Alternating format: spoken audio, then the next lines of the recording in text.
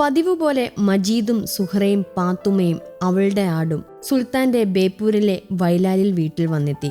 കഥയുടെ സുൽത്താൻ വൈക്കം മുഹമ്മദ് ബഷീറിന്റെ 30ാം ചരമവാർഷികമായിരുന്നെങ്കിലും ബേപ്പൂരിലെ വൈലാലിൽ വീട്ടിൽ കഥയുടെ വസന്തമായിരുന്നു.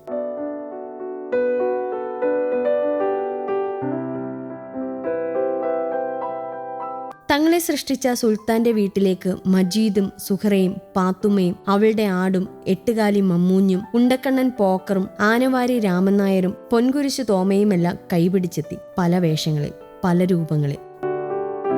പതിവ് പോലെ അവരെയെല്ലാം ഓടി നടന്ന് സ്വീകരിക്കാൻ ബഷീറില്ലെങ്കിലും എല്ലാവരെയും മകൾ ഷാഹിനെയും മകൾ അനീസും ഹൃദയത്തോട് ചേർത്ത് നിർത്തി. സുൽത്താൻ ചാരുകസേരയിട്ടിരിക്കാറുള്ള മാങ്കോസ്റ്റിന് കീഴെ അദ്ദേഹത്തിന്റെ ഓർമ്മകളുമായി അവരെല്ലാം കറങ്ങി നടന്നു. വൈലാലിലെ വീടും പരിസരവുമെല്ലാം അവരെക്കൊണ്ട് നിറഞ്ഞു.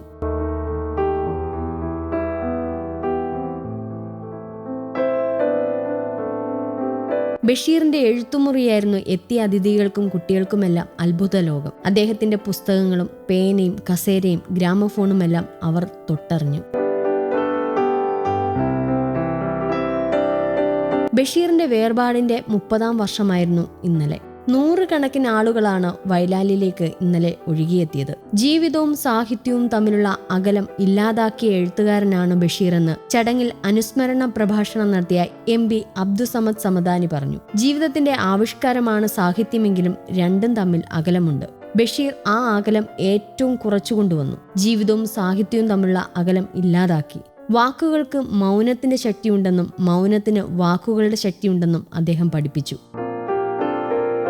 പരിപാടിയിൽ സഞ്ചാര സാഹിത്യകാരൻ സന്തോഷ് ജോർജ് കുളങ്ങര മുഖ്യ അതിഥിയായിരുന്നു. ബഷീർ പുസ്തകങ്ങൾ പാഠഭാഗങ്ങൾക്കപ്പുറത്ത് സ്കൂളുകളിൽ വായിക്കപ്പെടണമെന്ന് അദ്ദേഹം പറഞ്ഞു. കുട്ടികളെ വായനയിലേക്ക് വളർത്താൻ ബഷീറിനെ പോലെ മറ്റൊരു എഴുത്തുകാരനില്ലെന്നും അദ്ദേഹം കൂട്ടിച്ചേർത്തു.